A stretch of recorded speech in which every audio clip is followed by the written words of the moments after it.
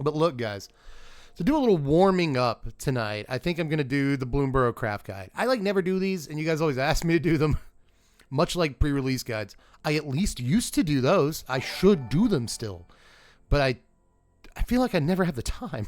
Honestly, there's just so much to do, like right before a set comes out. That's prioritize things, and for some reason, I think I'd rather do the $5 on a video or $5 on a set video. I don't know. I should just do it all. Just do it all, Dev. But here's what we're doing tonight. We're going to try to do a crafting guide because I was looking through some things earlier and actually wondering to myself, like, what am I planning to craft from the set? So commons, uncommons, rares, and mythics. Let's run through all these real quick, and I do mean real quick. I don't think this will take too long because I don't think there's a whole lot of day one crafts from this set. There's a lot of very powerful cards in this set, but I also, as usual, and you probably get this, we gotta know which way the wind is blowing, kind of, before we commit wild cards to such crazy things as actually using them. Who does that? So, let's look at what I would do with my wild cards, what I've already done with some of my wild cards, before we get into the games with mono black discard in Bloomburrow Standard, and we'll talk about why I didn't go ahead and craft Iridescent Vine Lasher. I wanted to. Anyway, first, the commons. There's not a whole lot of these. I think there's 16 in total that I would craft day one, but keep in mind that these are just suggestions. These are cards that I think are worth crafting, not cards that I think you absolutely have to craft day one no matter what. And 16 isn't a whole lot of commons. You've probably got that. I've got 54, and that is by far the fewest amount of commons I've ever had. I've had over 1K before, but as sets come out and you decide to not spend money on them, you just use wild cards instead, this tends to happen. But I would start by crafting 4 Carrot Cake. I do think this is a usable common from the set that might be good not only in like rabbits decks, where I'm not actually sure it's great, but in like artifact-based decks, this puts an artifact and a creature into play. Food decks, it's halfway decent. I think it meets at a lot of different crossroads. So just a solid common, one of the more solid commons in the set. I love the flavor, pun intended, all that. So just a good all-around card. I would suggest Life Creed Duo, but this is a little bit too sort of genre-specific, I guess. This is the Impassioned Orator, Soul Warden of the set, right? If you're building bats, you're building life gain, yes, you do want this. But honestly, aside from that, it's kind of a, big deal. We get to red next, I guess, before we get to another common that I would for sure probably craft, and that's for sure probably. Probably definitely Might of the Meek. I think that this, if you're building, some sort of slick shot deck, which I think you very likely should, Might of the Meek, I think goes in, even if they have a blocker for slick shot, flying blocker like Deep Cavern Bat, the trample is going to matter an awful lot. I don't think you have to control a mouse, but there are 8 mice that might make that deck, not 8 total. I mean, like 2 mice that you'll play sets of, right? There's a Emberheart Champion, the 2-drop mouse that has like Prowess, Haste, and a Valiant trigger that kind of draws you a card. And then there's Heartfire Hero, I think he's called. He's kind of the one that's doing a Monastery Swift Spear impression. Only procs once a turn, but gets +1/+1 counter instead of the average Prowess. And I think those are mice that are probably going to end up in that deck. So the chances that you do have a mouse and it gets a power bonus are relatively high. Drawing a card's the best part of this, and it's cool that it's instant speed too. Play it during your combat step, right? So I like this card a good bit, and I think that it's got a great chance of seeing play in those mono red decks, and those mono red decks are going to be really popular and tempting to play in the early days of the season. So I do think craft this card. That's all I'm saying. Might of the Meek's pretty good. Aside from that, though, green has a card I would craft. It is Cash Grab. I've talked a good bit about this card, so I'm not going to belabor the point here, but this does do a good bit of work in decks that are real right now, like Iridescent Vine Lasher, like Lumra, those decks that also play Aftermath Analyst and Aftermath Nissa and a couple of other things are sort of the spiritual successor to the World Souls Rage decks. Sometimes you'll see like Pitiless Carnage, all kinds of weird stuff in there. But Cash Grab just kind of fits naturally in because that deck needs like 4 different important permanents from, again, Nissa to Vine Lasher to Lumra to Analyst. So you'll always get something aside from a land, right, that you can make use of. It's instant speed. The mill 4 is great. You might also have a squirrel if you're green-black and you're playing like Vine Reap Mentor. So I don't know. I think that everything from these sort of cruel somnophage decks that just want to fill their entire graveyard as quickly as possible with creatures, all the way to just sort of like mid-rangey synergy piles and the Vine Lasher decks and all that. There's a lot of stuff wants cash grab, so I grabbed that. And then one that I think is probably worth suggesting is Pond Prophet. If you're building frogs, I think this is probably a slam dunk play. But even if you're not building frogs, you kind of have like an Elvish Visionary, right? There's 3 different ways to cast this card. It can go in a mono green deck, go in mono blue, it goes in Bant, you know, it goes in Simic, it goes in Teamer, it goes in a lot of different decks, like pretty easily. And I'm not sure that it's truly standard playable in the year 2024, 2025, whatever.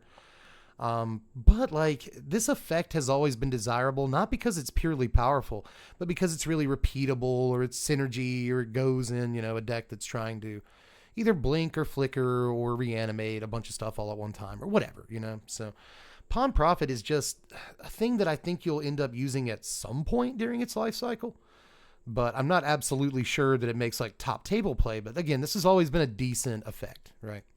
But moving in to the uncommons here, let's take a look at those, because there's actually, I think, more of these than any other things. That card is insane. Were you talking about the red one? I bet you were talking about the red one. Might of the Meek.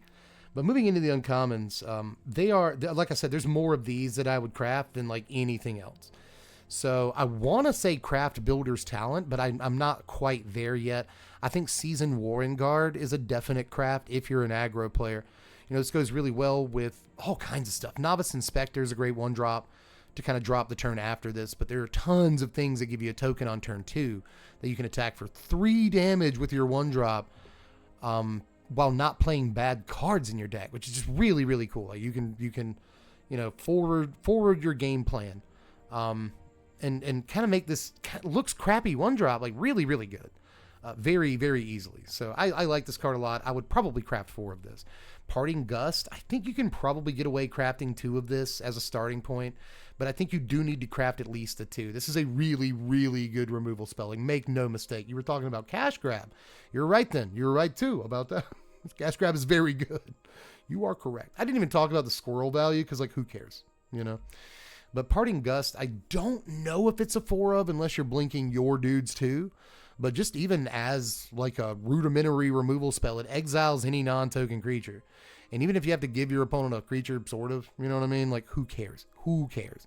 If you're getting rid of their Shelly or their Aquazats or some other thing you need to exile specifically, this is really good at that. And exile is always going to be, you know, really treasured, I guess, sought after. So yeah, I would say definitely craft 2 Parting Gust. As far as Repel Calamity, I want to kind of touch on this for a second. I wouldn't craft this yet. If you're kind of low on wild cards in the uncommon slot, I wouldn't craft this yet. I think it's a best of 3 kind of sideboard card. So if you're only a best of 1 player, I wouldn't mess around with it right now. But there's a chance this is like a 2 of craftable. But again, I wouldn't do it just yet. Dewdrop Cure, on the other hand, I'm going to very soon craft the additional 3 copies of this I need to make a play set. I have a lot of plans with this. I think it's a fun, like, uncommon build around you can do a lot with. And I think you probably should craft it. But if you don't have any specific plans with it, I wouldn't craft it, you know? I'm not sure that this is going to be a super important card. And if it does become a super important card, you didn't really lose much that you didn't craft it right now, right? It's an uncommon, which is kind of a disclaimer for all the uncommons. But I think that if you only have a certain amount of uncommons and you kind of have to be precious, you know, choosy with what you craft, you don't have to. But this is what I'm very excited about, and I'm crafting it. So moving on, though, to Hop to It, I think this is another potential craft. You know, if you're playing rabbits, you probably play this card. But maybe even Boros Aggro wants this card, I think. I think they wanted a good bid, to be honest. So I would, again, if you're an aggro player, I think it's probably worth crafting 4 copies of this. Day 1. I think the decks that want it don't want 2 copies, but I could be wrong. I could very well be wrong. But I think you go 2 to 4 on that. The most likely is 4. I would craft and already have 1 copy of Lupin Flower Village. Some decks will want all 4 of this, but when it comes to certain villages, I just want to craft 1 copy on day 1, and that's all I need for now. The fact that these only cast creatures might be a problem. It really might. But I do think a lot of decks are going to want these. So I would say go ahead and craft 1 of the white one, the black one, and the red one. At the very least. The green one's fine. You don't have to craft the blue one yet. But at least those 3. White, black, and red. Aside from that, Long River's Pull is probably a 2 of craft. I think that if you're a control player, you do want this card. I have seen a lot of back and forth on the internet about this particular piece, but I think it's a fine Magic card. I don't think you want 4 by any means, but I do think you want 2 copies of Essence Capture that can also just be Counterspell, which is nuts. Like, that's bananas to me. So, yeah, they draw a card. Whatever. You counter their Atraxa or their removal spell. Or not removal. Well, if it wins in the game, you know. But you counter their reanimation spell that gets the Atraxa. Or just whatever it is that's going to win them the game. I think it's well worth having an Essence Capture that becomes Mark Poole 1993 Counterspell. You know what I mean? So, I just think that's a 2 of craft, like all day. Aside from that, Plume Creed Escort is a card that I've got down as a 4 of craft. I really think this card is the real deal. But this is not one I can full-throatedly endorse because I don't think it's one of those obvious day 1 crafts. But if you're like a tempo player or even a control player that likes playing flash creatures like Fairy Mastermind comes to Mastermind, then I think this is a card that you definitely want. I think this card is very good. Let me just say that much. Aside from that, though, we get to black, and we look at mostly, some removal, but there's some fantastic stuff in black. I think black is one of the best colors in this set, but, I'm biased towards black. You definitely craft Bandit's Talent if you're into the discard stuff. We'll get to that in a second. It's what we're playing tonight. Feed the Cycle over here. I think I just crafted 1 copy of this, but you might want to craft 2. While Go for the Throats in the format and a couple of other removal pieces. I'm not sure how much play it sees. But effectively, Strictly Better Heroes Downfall is very good, and I want at least 1 copy, so I went ahead and got myself one. I don't know that you have to craft Fell, by the way, the 2-mana sorcery speed, destroy target creature. I don't think you have to do that. Moving on, though. What else is on here? Thoughtstalker Warlock. Have I gone past it? No. He's around here somewhere. Consumed by Greed, I want to take a quick look at. This is another removal spell that I would probably snag. This is kind of Soul Shatter in a way, at least in 1v1s. It's just straight up Soul Shatter. But if you promise them a card, you get to bring back the Sheldred or whatever from your graveyard.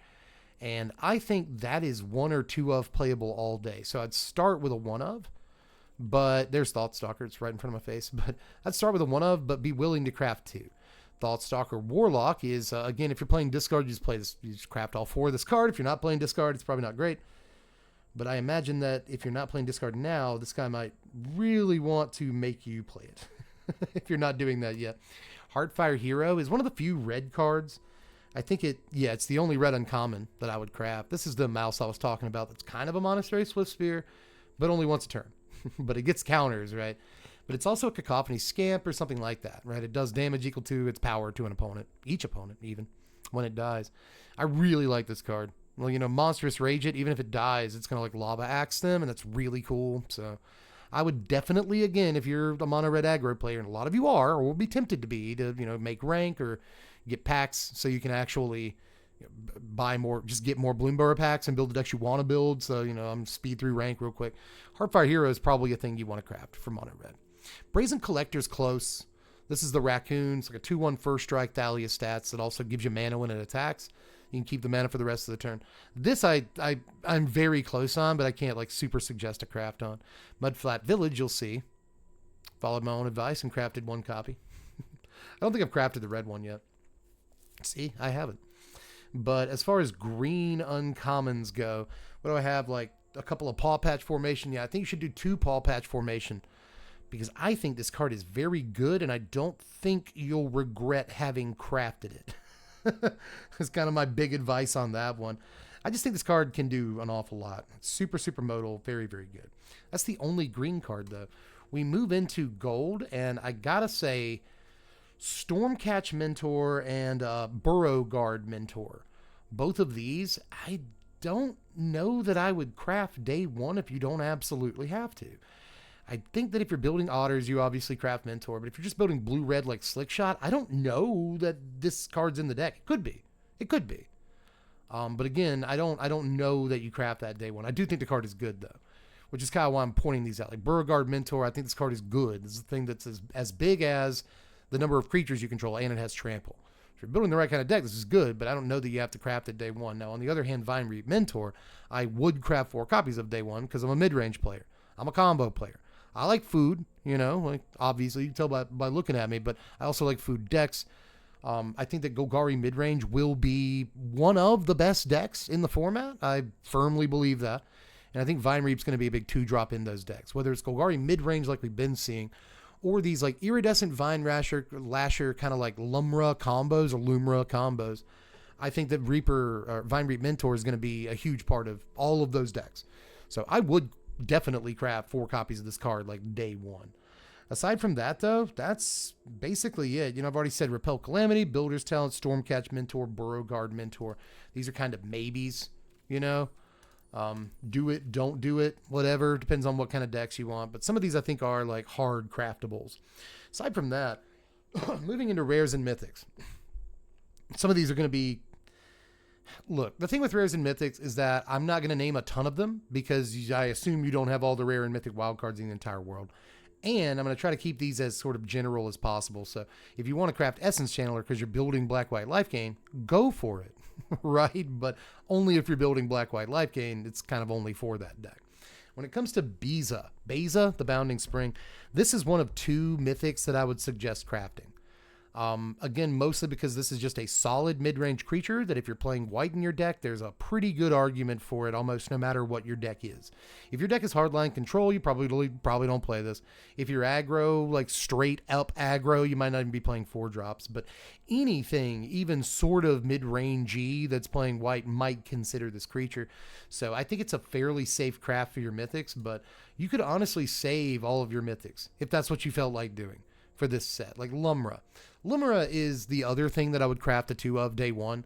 That's only because I have all kinds of stuff that I want to do with it, and I think it's gonna be a popular deck. I don't know if the Vine Lasher, like Aftermath Analyst deck, includes a bunch of Lumras. However, we just saw Shuffle Up and Play the other day. Professor decided to do Standard. He invited, Jim Davis and Reed Duke. They're all playing like Bloomburrow Standard, right? They had all brew decks for Bloomburrow. And Reed Duke celebrated, Pro Tour champion Reed Duke was playing a green-black build that played, Lumra as kind of a 2 of, finishing move sort of thing. And I think that deck could end up being extremely popular, not just because Reed played it, just because that deck seems, on paper, really strong. So I think Lumra is a fairly safe craft. I think that deck's going to be powerful and fun to play if literally nothing else. So you can't go wrong. Aside from that, though, do I have any white rares that I would craft? I was going to bring up Salvation Swan, but I don't know that we pull the trigger on this one just yet. I'm actually not sure that we do that. This card looks extremely strong to me, but I'm not sure, especially, it competes with Beza for the 4-drop slot. I do honestly think Salvation Swan in most creature-based decks is a stronger card than Beza. Let me say that much. But ultimately, I'm not sure that the kind of decks that want to play this card are going to be popular. Let's wait and see on a card like Salvation Swan. Although I do think it's like outrageously popular or outrageously powerful for that matter. Dowerport Mage is another one that I want to say, like, this is a fun craft, but you shouldn't craft it day one. Same thing with Mockingbird right here. One of my favorite cards in the whole set. It was my number 2 on the top 50. I'm not crafting any day one because I want to wait and see on this, even though I'm going to have a lot of fun with it eventually. Iridescent Vine Lasher is just about, it's one of 2 rares that I would say you should craft 4 of day one. I don't have any rare wildcards left because I crafted something else. And I'll tell you what in just a second. Sounds crazy, right? But I have my reasons for not crafting this card day one. But if I had more rare wildcards, it'd be the first thing I crafted. I would love to play with this magic card, like so bad. But I like I said, I have my reasons. Vine Lasher, though, if I was anyone else and I had 4 rare wildcards just sitting there, I'd do it. When I get paid, which will be on the 2nd, so when I get paid on like Friday, I'm going to get the $24.99 like pack that has 4 rare wildcards, 4 mythic wildcards, and like 1,500 gems. And I'm going to spend those 4 rare wildcards on this card. I've already got it bookmarked. I know what they're going towards. It is this guy. 2 of the mythic wildcards are going towards Lumras. So I'll build that deck on Friday. And maybe we'll stream it on like Saturday, Sunday. But one way or the other, yeah, I definitely, more than any rare in the set, I think craft 4 of this day one. But I crafted 3 copies of Cruel Claws Heist because I only had 3 rare wild cards. And I wanted to play Discard tonight because a lot of people are putting together their Vine Lasher decks. You can see Vine Lasher all over YouTube and Twitch. I haven't seen anybody do Discard in the new format yet. And so we're going to take advantage of that, do Discard on Twitch tonight, and upload it to YouTube tomorrow. So I wanted Cruel Claws Heist, and I had 3 rare wild cards, so that's where they went. I think that if you're building Discard, you should craft this card, but otherwise, not really. The only other rare that I think is a day 1 craft for sure is Emberheart Challenger. This is a standard all-star, I think, in these Slick Shot mono red decks and red X decks. I think this is easily the best new creature, even more so than that Mouse 1-drop we just looked at in the uncommons. This is just a ridiculous dude, man, for those decks. So, yeah, I think it definitely sort of makes the cut. Even if you have to put it in over Fugitive Codebreaker, I think it's just better than that card by a good bit. So, yeah, craft for this, again, if you're on the aggro train. But even if you're not on the aggro train, like, you know that you'll be on you'll be in the restroom one day and be like, I want to play some Magic. I wish I could get a couple games in real quick. You've got your toilet mono red deck. You do. So this guy goes directly in day 1. And I think that deck's going to be very popular. Whether or not in tournaments, it's going to be popular in best of 1. So if that's what you mostly play, get ready to see this little mouse like kind of everywhere. So yeah, day 1 craft. Aside from that, though, that's about all I got. That's all the things that I would craft day 1 if I had all the resources to do it. Currently have 11 uncommons, 0 rares, and 1 single mythic. Because I may have bought a mythic or 2 with my. I think I had 3 mythic wild cards to start the day. But yeah, that's it for the craft guide. If you're watching on YouTube, thanks. Do all the YouTube stuff. You can also check the description for God. Who knows what's down there? You tell me. All kinds of fun stuff. And that's about it. So I'll catch you cats later. I'm Dead from the Place. Thanks for watching, Wizards. Spread love and be kind.